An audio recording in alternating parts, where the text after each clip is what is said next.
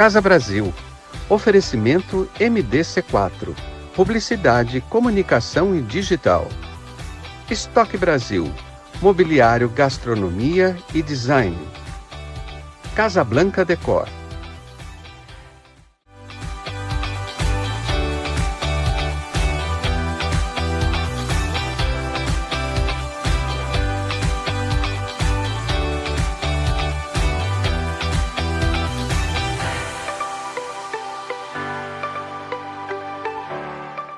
Olá, sejam bem-vindos ao Casa Brasil e hoje eu estou com duas visitas gostosas aqui, porque fazem parte da minha área, né? Elas mesmas falam, nossa, Denise, você é psicólogo? Eu falo, poxa, já faz tempo, né? Que eu me formei em 85 em psicologia, lá na São Marcos, no Ipiranga, estava lembrando disso. E essas duas amigas que vieram hoje aqui são exatamente da minha área, da psicologia, elas vão explicar, eu não vou explicar muito não, está aqui comigo a Patrícia e a Priscila e elas vão se apresentar melhor, mas fica uma conversa entre colegas e de uma área que todos nós aqui somos apaixonados, não é? Que são as emoções humanas, o comportamento humano, não é? E que cada vez mais uma área que vem se juntando à medicina e à ciência cuidando da gente de uma forma mais integral. E isso é muito legal. Vou começar com a Patrícia, então. Pega o microfone, Patrícia, vocês vão dividir um microfone aí. Okay. É meio esquisito esse negócio, mas você já vai acostumar já. Elas estavam nervosas. Pensa que psicólogo não fica nervoso? Fica, gente. Porque não é sessão lá na sala, né? Quando fala que está no público, dá um nervosinho, né, Patrícia? Sim, é verdade, um pouquinho. A gente já se encontrou e você já esteve, acho, no Casa comigo também, não foi ou não? Acredito que no Casa Você não veio no Casa ainda? Ainda não. Que bom, então hoje a gente vai falar do trabalho de vocês. Me fala a sua formação e qual que é seu foco de trabalho? Ok, a minha formação, a primeira foi em História, licenciatura em História. Depois eu fiz Pedagogia. E no caminho ali da docência, eu me deparava com crianças com muita dificuldade em aprendizagem.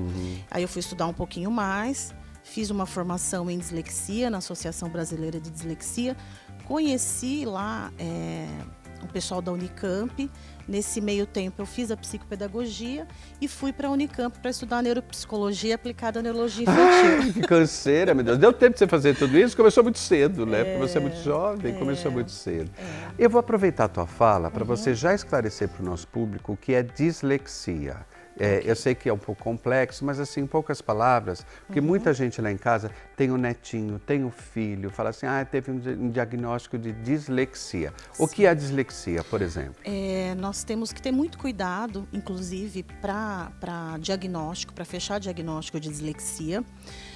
Em um determinado momento aí, a gente imagina que ficou um pouco... Desculpa. Solto. É difícil achar a palavra mesmo. Isso. Fica uma... Parece que todo mundo era diagnosticado com dislexia. Exatamente. Ele ficou um diagnóstico, às vezes, errôneo também por parte dos profissionais. Exato, exato. Então, basicamente, a dislexia é um transtorno do neurodesenvolvimento. Isso significa que a criança, já na vida intrauterina, ela já tem a dislexia. Né? E aí, como que a gente pode definir um transtorno na leitura, no processamento da leitura? Da leitura. Da leitura. E que já nasce com a criança, então. Ela traz isso com o sistema nervoso Exato. dela. Então, esse sistema nervoso, ele é disfuncional, né? Então, ele segue outras vias, outras rotas, outras circuitarias, porque nós temos... Para cada habilidade, nós temos circuitarias de neurônios específicas. E para a criança com diagnóstico de dislexia, essa circuitaria da leitura, que para a gente parece que é tão simples ler, né? Para a criança fica difícil. E automaticamente, se eu tenho um transtorno da leitura, eu vou ter um transtorno da escrita. E muitas vezes da matemática, porque eu preciso ler também na matemática, interpretar, né? Então que bom, muito eu acho sério. uma informação super rica, pelo menos para a gente ter uma noção, né? Dos casos que a gente escuta na escola, do filho de um amigo ou na família, né? Sim. E tudo pode melhorar, gente. A boa notícia que a gente tem para vocês é que tudo pode melhorar. Com certeza. Vamos conhecer um pouquinho da Priscila, então? A Priscila, qual a sua formação, Priscila? A minha formação é psicologia. Já tenho 18 anos aí de estrada na psicologia. Depois eu fiz uma especialização em psicopedagogia também. Mas aí eu me deparei com o seguinte, o psicólogo ele tinha os instrumentos para avaliar, mas ele não tinha todo o conhecimento para intervir. Então eu falei, não vou fazer isso, não vou usar isso, né? Aí eu resolvi estudar a neuropsicologia, né? Neuropsicologia, olha como vão surgindo nomes, né, gente? A neuropsicologia, ela é uma ciência, né? Que ela estuda as funções cognitivas, né? Então, como é que funciona a memória, como é que funciona a atenção, a linguagem, as nossas funções executivas, né? E aí eu trabalho, a neuropsicologia, ela trabalha aliada à psicopedagogia, ao neurologista, seja o infantil ou seja o adulto, ao psiquiatra, né?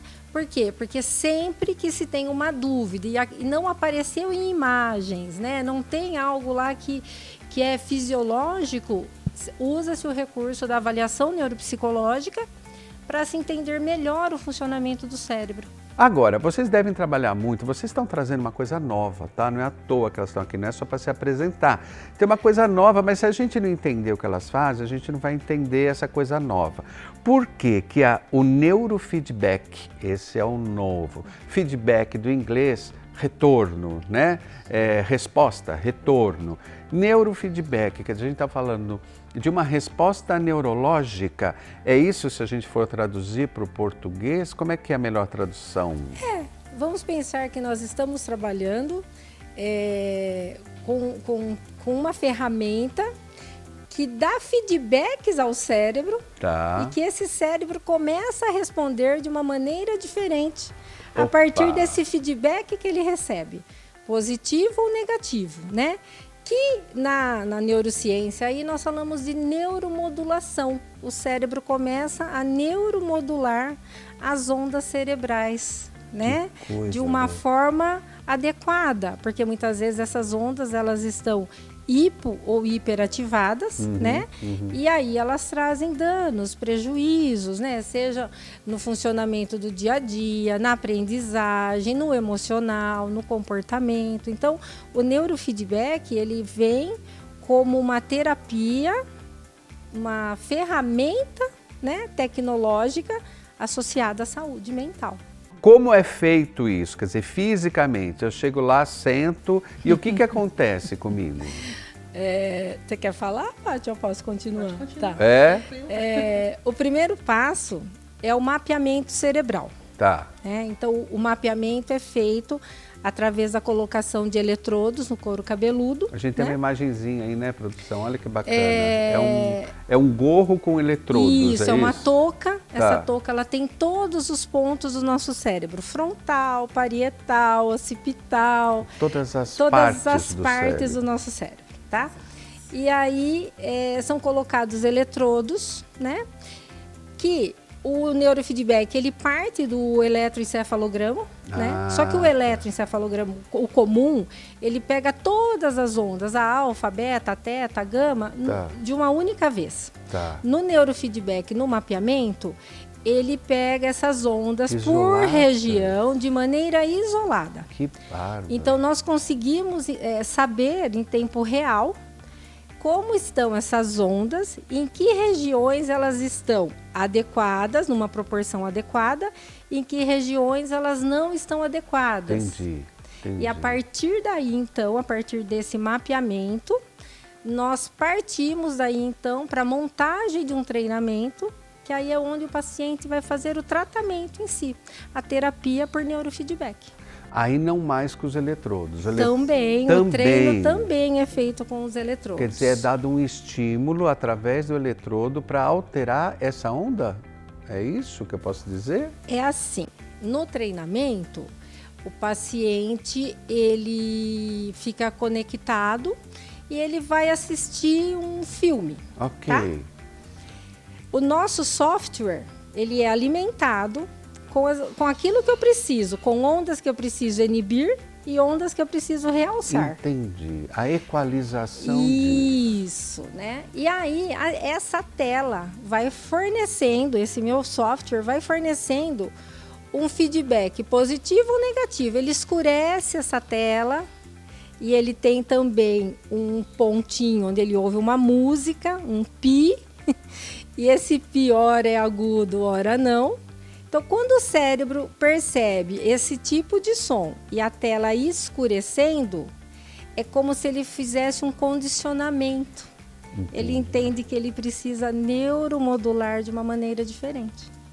Dá para entender, ele trabalha, então ele começa a buscar um outro padrão de funcionamento. É um estímulo físico, sim, então, seja auditivo ou através do eletrodo, eu tenho esse estímulo para equalizar e reagir de uma forma melhor, que vai me fazer bem e que vai me fazer evoluir naquele problema que eu tenho. Exatamente.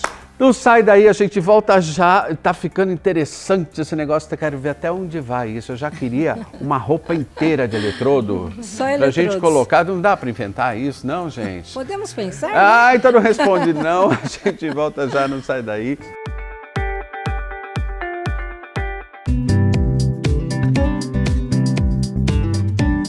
Olá pessoal, hoje você vai entender, para quem viu o programa agora, aqui no Casa Brasil, como contribuir com a Associação Fios Encantados. Desde quando existe a associação, Mara? A associação existe desde abril de 2018. São 4 anos de muito amor, carinho e respeito. E o que vocês fazem aqui na associação? Nós confeccionamos toucas e perucas de heróis e princesas para as crianças em tratamento oncológico. Começamos com essa finalidade, né? Ao longo do tempo, indo nos hospitais e vendo as necessidades dos adultos, nós confeccionamos também as toucas para os adultos, turbante, corações, sapatinho, cachecol. Tudo em lã. E a lã levantando a autoestima das crianças e adultos que precisam. Se você quer contribuir, está aqui na telinha as formas de você contribuir e acompanhar Fios Encantados. Instagram, Facebook, site, você vai entender o trabalho da Mara e das suas voluntárias. Obrigado, Mara. Nós que agradecemos, gratidão.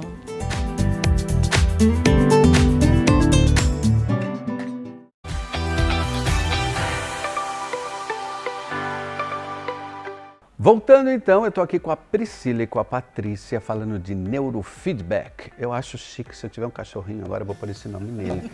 Neurofeedback, vem já aqui. Olha, eu gosto disso, gente, não é?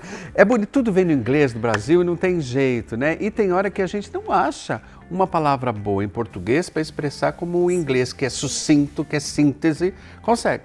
Neurofeedback, gostei. Dos retornos que a gente tem e que dá para o cérebro e que isso pode alterar comportamentos, percepções, reações. E a gente falou no primeiro bloco que isso é muito aplicado hoje na psicopedagogia, que é uma especialidade tua, né, exatamente. Como é que isso é aplicado assim na prática, nas escolas? Quer dizer, a escola é o grande detentor da capacidade de entender quando a criança tem um problema específico? O diagnóstico primeiro é na escola? É o professor que percebe? Sim, sim. A gente, nós temos que agradecer muito o trabalho dos professores, principalmente nas séries iniciais, no ensino fundamental, porque o professor ele lida assim mais próximo dessa criança e fica mais tempo com o aluno. Sim. E aí ele consegue perceber alguns sinais, alguns comportamentos e encaminha. Normalmente, a maioria dos pacientes que nós recebemos são encaminhados por escolas. Por escolas. Né? Aí depois vem os médicos, neurologistas e os psiquiatras. Mas assim, a maior mesmo porcentagem vem da escola. Isso. Tá. E como é que o neurofeedback, eu vi até na foto, tem uma criança usando a touca, fazendo o diagnóstico e tudo mais, né? Como é que ele pode ajudar de fato? Que tipos de problemáticas a gente consegue atingir com o neurofeedback? É só de aprendizagem, é comportamental, é emocional? Dá para fazer tudo? Como é que é? É incrível. Quando a gente começa a estudar, ela resumiu, né? A entender. Ótimo, é incrível. Adorei isso.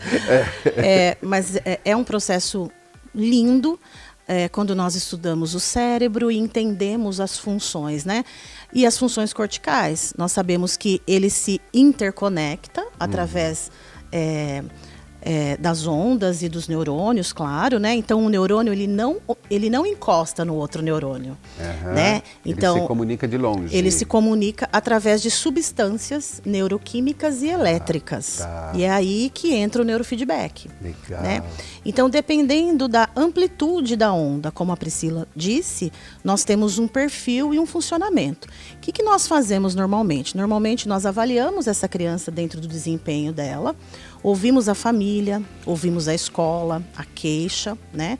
E dentro dessas informações todas, nós já temos uma ideia e uma hipótese diagnóstica. Quando nós mapeamos essa criança, esse cérebro, nós vamos observar, então, o padrão de ondas. Entendi. Esse padrão de ondas, né, dependendo da área cortical onde ele esteja em excesso ou faltando, eu tenho uma resposta cognitiva, comportamental e emocional. Para você ter uma ideia, às vezes a pessoa não nos procura por conta do sono, mas ela relata que durante esse processo ela teve uma melhora também no sono. Né? Então, nas crianças especificamente, nós trabalhamos normalmente questões cognitivas, pacientes com transtornos do déficit de atenção e hiperatividade. Que é muita criança Muita criança, Dionísio.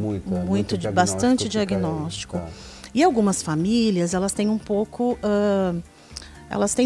de cuidado no sentido de pensar na medicação, né? Nós sabemos que a medicação, ela vai tratar da questão do fator atenção, né? Mas aí o comportamento, a impulsividade, que são características do perfil de um TDAH, né? Elas se mantêm. Então, o que nós estamos vendo no neurofeedback, que nós temos aliada ao médico, né? A questão da medicina, nós temos também essa modificação, então, essa neuromodulação, trazendo uma melhora na performance. Incrível. Cognitiva, emocional, né? Então, é lindo, é algo lindo mesmo. E TDAH, gente, vocês que estão em casa devem estar ouvindo isso também, né? Os papais, as mamães, quem tem netinho. Então, ele tem TDAH. O que é TDAH? A gente não vai entrar especificamente nisso, mas é uma disfunção. É disfunção? Não. Vamos chamar de disfunção? Pode? Sim. Que envolve aí aprendizado, comportamento, uma série de coisas e é difícil porque quando se faz o diagnóstico de uma coisa tão geral e tão abrangente e colocar tudo no pacote do TDAH é difícil. Exato. Mas às vezes é necessário para a gente pegar essa população e tentar tratar, exato, né? Exato. Como selecionar essas crianças também. Agora, eu fico muito feliz, porque o que você falou é exato isso. Eu vejo muitos pais com essa preocupação da medicação. Né? Você dá medicamento para o seu filho já é uma coisa complicada. Né? Sim. Quando a gente pensa numa coisa que vai... É claro que também deve afligir os pais. O que você vai fazer na cabecinha do meu filho? Né? Surge essa ansiedade dos pais. Você vai mudar a modulação, vai mexer com o cérebro do meu filho. Primeiro tem que informar os pais direitinho para depois... conseguir o tratamento? Isso, né, Pri? Normalmente, nós apresentamos para os pais o aparelho, como funciona, algumas imagens... É pedagógico com os pais. Isso. Algumas imagens, então, porque isso também sai para nós no nosso mapeamento, as áreas corticais e a amplitude das ondas. Então, por exemplo, Dionísio, o cérebro de um paciente com TDAH, ele é um cérebro hiperativado. Então, excesso de ondas altas, né? E aí a gente fala, puxa, mas não é legal eu ter ondas altas? Depende. Nesse momento aí da criança, principalmente em processo de aprendizagem, isso torna o cérebro disfuncional, porque ela fica hipervigilante. Sim. Ela tem comportamentos de impulsividade e isso não agrega. Então, ela não consegue manter e sustentar a atenção.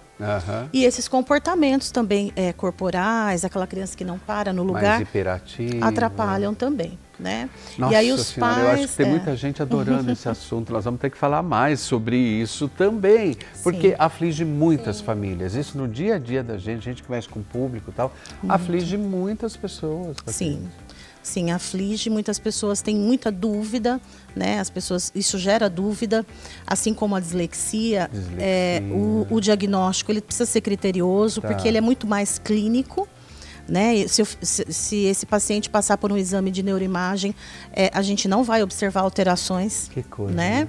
Então, é também necessário fazer esse diagnóstico com uma equipe interdisciplinar, né? Dentro daquilo que a Pri falou da neuropsicologia. Nossa, mas vocês passam uma segurança. Psicopedagogia. Parabéns, viu, meninas? Porque obrigada. acho que quem está vendo a gente lá fala, meu Deus, meu filho eu levaria para essas moças cuidarem, porque vocês falam com propriedade do que estão falando. A psicologia já é complexa, a medicina é complexa. Quando a gente fala da neuro, então, nem se fale. Sim. Agora, só para a gente encerrar, para aproveitar um pouquinho mais vocês, a área, eu acho, infantil, da adolescência, está muito bem explicada. Só queria o finalzinho da Priscila para falar para a área do adulto, em que se aplica, então, o neurofeedback aí. Por exemplo, 2 grandes problemas, vamos ficar neles, porque só temos 1 minuto, é isso? Mas em 1 minuto você me fala, por exemplo, ansiedade e depressão. A gente consegue ter bons resultados com o neurofeedback? Ótimos resultados, ótimos. Mesmo, assim, nós temos aí alguns pacientes que estavam em tratamento medicamentoso, e isso eu quero só fazer um parênteses aqui, gente. O neurofeedback, ele não exclui a medicação, Sim. em muitos casos, Sim. né? Que estava em tratamento medicamentoso e que, assim, apresentou uma melhora muito grande e que o médico até conseguiu já começar com aquilo que nós chamamos de desmame, né? Reduzir a medicação. Legal, que né? Então, legal. sim, além da depressão e da ansiedade, ele pode ser usado para fibromialgia, Uau! toque Também? dependência química. Então, assim, é uma revolução. muito amplo o tratamento por neurofeedback. Ok. Tá? É bastante amplo e ele traz para o cérebro uma aprendizagem. Isso que é legal. Eu parei o tratamento, eu perco tudo. Não. O neurofeedback, ele promove uma aprendizagem para o cérebro. Que não se perde com o tempo. Que É não que se nem andar perde de com o bicicleta. tempo. Gente, aprendeu, é para a Sim, vida inteira. Pode ser que isso. você precise de um treininho rápido, mas está lá. Sim, Né? A gente sim. conseguiu adquirir. Meninas, Exatamente. muito obrigado. Como o nosso tempo passou rápido, né? Ai, demais. Tava com medo, agora fala que vocês estavam com medo de falar na TV. Nós estávamos morrendo de de medo. Elas Mas são foi ótimas. muito bom mesmo, Dionísio. Muito Eu obrigado agradeço. por terem vindo, E viu? podemos pensar em outros temas. Viu? Ótimo. Nós ficamos à sua disposição. Vamos falar mais, é viu? muito Porque gostoso ouvir vocês. Vocês saúde falam com mental é propriedade. importante, né? Muito importante. Muito, né? Quem já passou por episódios como eu passei, já relatei para vocês aqui de uma crise de depressão, de ansiedade, 3 anos cuidando, hoje me sinto muito bem, graças a Deus, mas quem já passou, sabe. Sabe o que e tem uma ideia, porque quando a gente não passou, não sabe, não adianta. Eu falo que isso só sabe quem passou mesmo e não adianta. E respeite as pessoas que estão do seu lado, que estão com problemas depressivos, de ansiedade, de tantas coisas, de burnout, que é um assunto que a gente pode falar na próxima, né? Sim. Muito obrigado, meninas. Adorei estar com vocês, Muito viu? obrigada. E eu adoro Obrigada. estar com vocês em casa, vocês sabem disso, por isso que a gente está aqui no Canal 25. Nos siga aqui nas redes sociais, tá bom? Obrigado, fiquem bem e tenham uma ótima semana e até o próximo programa, se Deus quiser. Tchau. Obrigado, meninas. Obrigado, até a próxima. Tchau.